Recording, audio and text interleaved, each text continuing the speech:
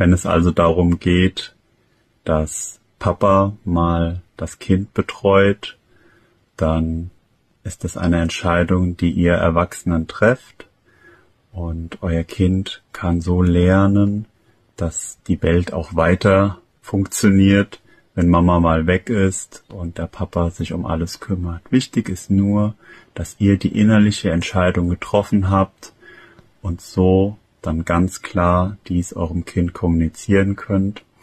Und letztendlich erlangen alle in der Familie dadurch mehr Freiheit. Die Mama für ihre Sachen, der Papa dann vielleicht auch, wenn es da mal Probleme gibt. Und vor allem lernt euer Kind, dass es in Ordnung ist, auch mal von einer anderen Person betreut zu sein. Und es ist der erste Schritt in Richtung Selbstständigkeit, Autonomie und Eigenständigkeit.